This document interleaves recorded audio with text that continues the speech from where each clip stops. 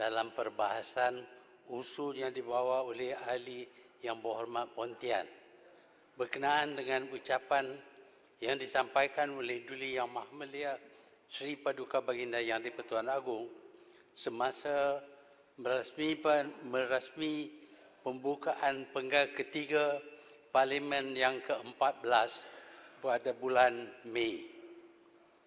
Ini adalah satu tradisi Parlimen yang kita pinjam dari adat Parlimen British. Ia sudah jadi tradisi kita. Sebenarnya ucapan ini adalah dari kerajaan dan ia menjelaskan dasar dan perancangan kerajaan yang dipilih oleh rakyat atau yang tidak dipilih. Dalam ucapan ini memang ada bahagian-bahagian yang mencerminkan pendapat dan pandangan Duli Yang Maha Mulia Sri Paduka Baginda Yang di-Pertuan Agong sendiri. Kita biasanya tidak sentuh bahagian berkenaan selain dari menghargai dan menjunjung kasih terhadap nasihat dan pandangan Duli Yang Maha Mulia. Yang kita akan bahas ialah bahagian yang menyentuh dasar dan perancangan kerajaan. Tuan Yang di-Pertua, sepatutnya perbahasan ini menyusul sejurus selepas ucapan Duli Yang Maha Mulia Tuanku. Tetapi kononnya kerana pandemik dan larangan bergerak, Dewan ini tidak dibenar mengamalkan adat dan cara biasa kita. Saya tidak dapat terima alasan ini, seperti mana saya tidak dapat terima sebab Yang di-Pertua Dewan Lama disingkir. Tradisi dan adat amat penting untuk menjaga kehormatan Dewan ini.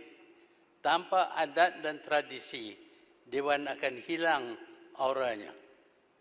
Kita sekarang terpaksa menerima norma baru. Tetapi norma lama yang tidak terganggu oleh sesuatu keadaan yang tidak pernah dialami, hendaklah dikekalkan. Tuan Yang di-Pertua, negara kita mengamalkan pemerintahan ala demokrasi. Dalam demokrasi, rakyat berhak memilih kerajaan melalui proses pilihan raya. Ini adalah hak rakyat dan semua pihak harus hormati hak mereka. Amat malang apabila kita dapati ada perancangan untuk merampas hak rakyat diusahakan. Kita kenali cara ini sebagai cara pintu belakang. Ia bertentangan dengan prinsip-prinsip demokrasi. Kerajaan yang ada sekarang diakui oleh Perdana Menteri sendiri bukanlah kerajaan yang dipilih oleh rakyat. Sebenarnya ia adalah satu badan yang bertentangan dengan kehendak majoriti rakyat. Sebenarnya parti-parti yang ditolak oleh rakyat telah rampas kerajaan pilihan rakyat dengan cara yang tidak mengikut peruntukan perlembagaan negara. Apa yang berlaku bukan saja tidak demokratik, tetapi menghalang hasrat majoriti rakyat untuk melakukan perubahan dasar negara. Parti yang majoriti rakyat tolak dan dasar yang juga ditolak oleh mereka sekarang ini menubuh kerajaan yang mengekalkan dasar yang ditolak oleh rakyat. Ada ahli yang salahkan saya kerana semua pertukaran ini dikatakan boleh minta penjelasan tu Pertua? disebab oleh Terima kasih, Tun.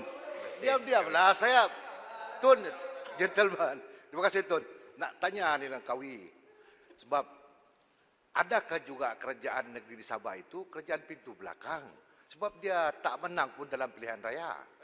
Dia menang sebab aku melompat menyokong dia. Jadi adakah sama juga bagi pandangan Tun? Terima kasih Kena Batangan. Sila Langkawi.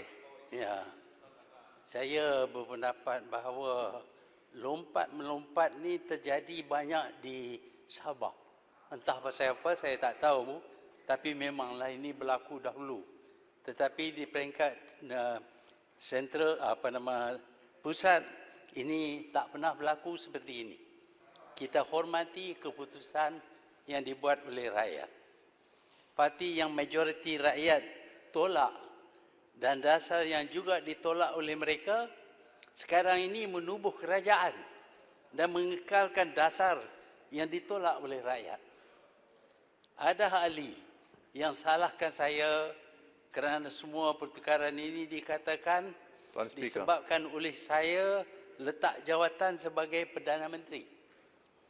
Sebenarnya, apabila Kerajaan Pakatan Harapan dijatuhkan oleh Parti Bersatu, apabila ia keluar daripada Pakatan Harapan, seluruh anggota PH kehilangan jawatan mereka. Saya sebagai anggota kerajaan PH juga kehilangan jawatan. Majlis Pimpinan Tertinggi Bersatu sudah pun buat keputusan keluar daripada kerajaan PH apabila mereka rayakan bersama UMNO dan PAS di Hotel Sheraton.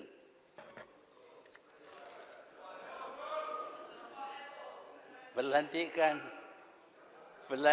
saya sebagai Perdana Menteri interim adalah melalui budi bicara yang di Pertuan Agong untuk menentu negara tidak hilang kepimpinan sebelum kerajaan baru ditubuh. Tuan Yang di-Pertua, seperti yang disebut oleh Duli Yang Maha Mulia, negara hadapi banyak cabaran. Semasa itu, ekonomi negara sudah pun menurun. Perang dagang antara China dan Amerika mengancam. Ekonomi dunia merosot. Pandemik COVID-19 kemudiannya menghentikan perniagaan dan perusahaan. Permintaan untuk minyak dan gas jatuh disebabkan pandemik. Harga minyak dan gas menurun. Pendapatan kerajaan dari hasil jualan minyak turut berkurangan. Tuan Yang di-Pertua, saya ingin ucap tahniah kepada kerajaan kerana telah menyerahkan urusan berkenaan dengan pandemik ini kepada ahli profesional. Saya dapati bahawa kerajaan amat berminat untuk tukar ahli profesional dengan ahli politik. Sudah 30 badan yang ditukar kerana untuk memberi pendapatan yang tinggi kepada ahli politik. Tetapi dalam pengurusan pandemik ini, kerajaan entah bagaimana telah membenarkan ahli profesional mengurus segala masalah yang terbangkit kerana pandemik ini. Dengan itu, pengurusan ini dilakukan dengan cara yang bijak, dengan cukup ilmu pengetahuan, dan sebab itulah kita dapati bahawa pandemik ini dapat dikurangkan dalam jangka masa yang agak pendek. Saya harap amalan tukar ahli profesional dalam badan-badan tertentu oleh kerajaan ini dihentikan kerana kita perlu kepada ahli profesional yang dilantik oleh Kerajaan Pakatan Harapan dahulu dikekalkan kerana mereka mempunyai kebolehan tertentu. Bagi ahli politik, ia cuma hadir supaya mereka dapat pendapatan yang lebih kerana mereka adalah penyokong kerajaan. Semua ini, masalah-masalah ini mengancam ekonomi negara. Di waktu ini ada pihak yang merancang untuk rebut kuasa dan mengkhianati kerajaan pilihan rakyat melalui kerajaan pintu belakang. Dengan ini politik negara menjadi kucar-kacir. Saya sedih kerana perancangan ini melibat parti saya, Parti Pribumi Bersatu Malaysia. Parti ini ditubuh khusus untuk menjatuhkan kerajaan kleptokrat pimpinan Datuk Seri Najib. Perancangan ini kononnya bertujuan untuk menyelamatkan Melayu dari dihancur oleh DAP. Ini adalah isu yang dicipta oleh Datuk Seri Najib untuk menjatuhkan kerajaan PH supaya Najib dapat menjadi sebahagian daripada kerajaan yang akan mengambil alih.